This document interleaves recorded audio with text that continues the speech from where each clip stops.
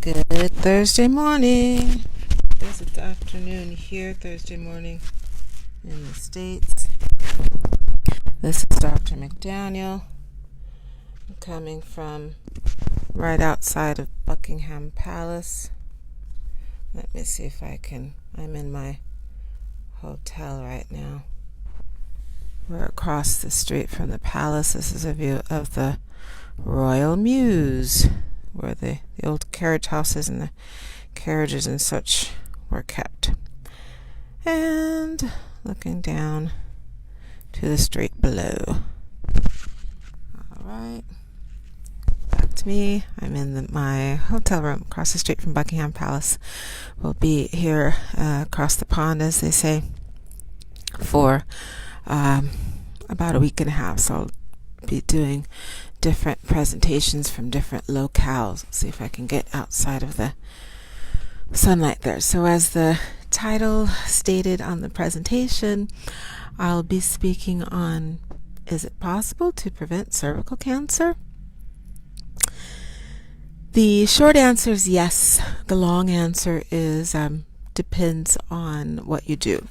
So there are two tiers. The first tier would be prevention as far as the vaccine goes. So cervical cancer is one of the sort of good cancers, because with the cervix, we are able to detect changes that occur in the cervix before cervical cancer actually appears. And that's with the pap smear. That's why Dr. Papanicolaou won the Nobel Prize, because with the usage of the pap smear, we're able to pick up cancerous changes before they're actually cancerous. So we call them precancerous changes, dysplastic changes, or the pathologists call them squamous intraepithelial lesions or cervical intraepithelial neoplasia. So the cervix is kind to us because it's easily accessible. We can exfoliate the cervix with the brush and a spatula and place it on a microscope, which is the pap smear, and we're able to see the gradation from normal cervical cells to precancer cervical cells, from early precancer to late precancer, and then to full-blown cervical cancer. So the short answer is yes, cervical cancer is 100% preventable, provided people follow the rules. Now, the second nice thing about cervical cancer is it's not inherited. There isn't any genetic link to cervical cancer. Unfortunately, it's an infection. So cervical cancer is an infectious disease, and it's caused by infection of one or more of the human papilloma viruses, or HPV. Now, human papilloma viruses, there are over 180 strains of HPV.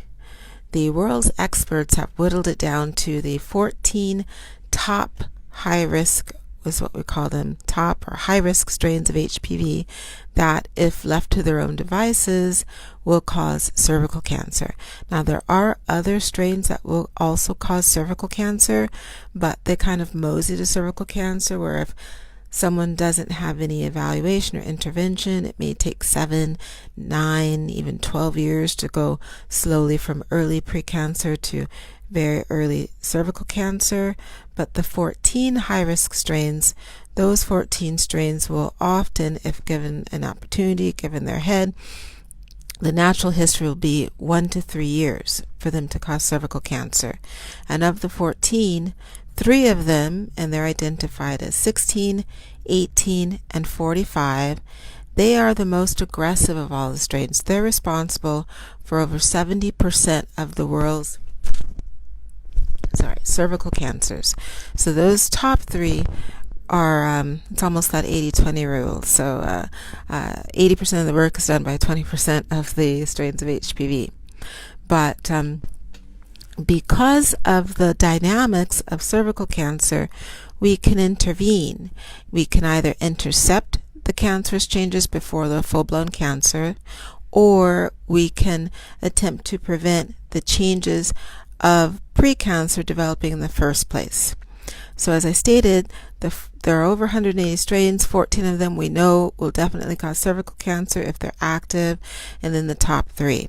So around 2,000 2004 or so, a vaccine came out for prevention of HPV infection, of those high-risk strains of HPV.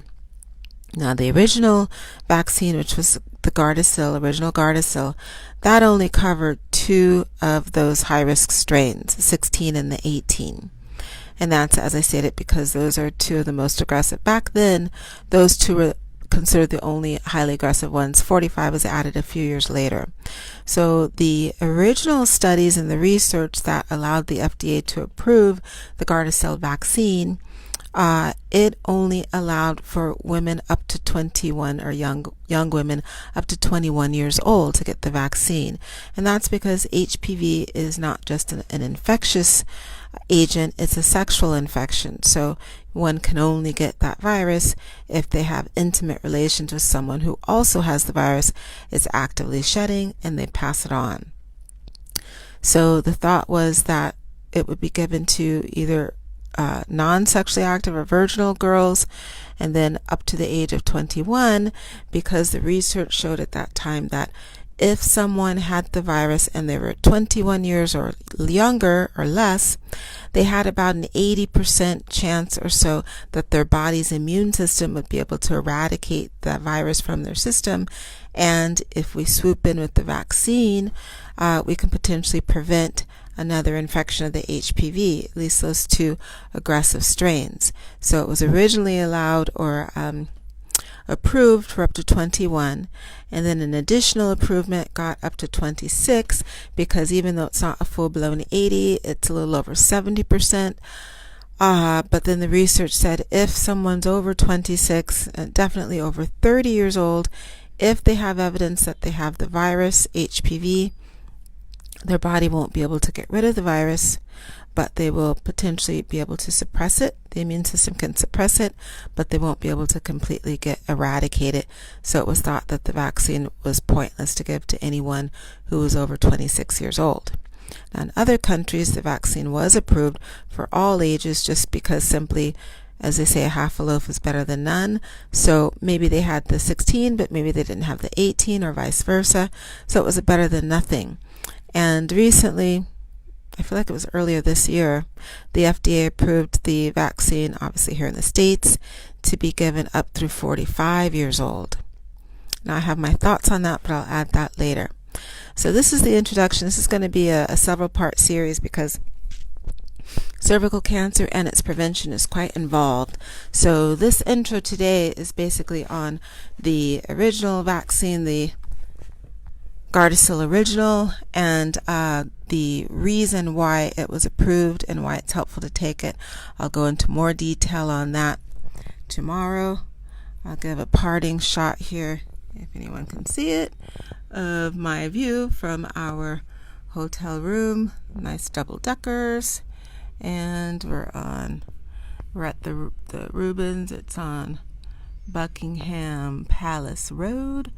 Across the street, this is the view from my hotel room of part of the Buckingham Palace complex, the Royal Mews. All right. Thanks again for joining me. This is Dr. McDaniel. I'm in London, England today, and I'll be back tomorrow, Friday, with more information on, can we prevent cervical cancer? The short answer is yes. The long answer is it's more complicated than that. Please check out the YouTube channel also. It's called GYN Corner. Thanks a lot. Have a great Thursday. Be back on Friday.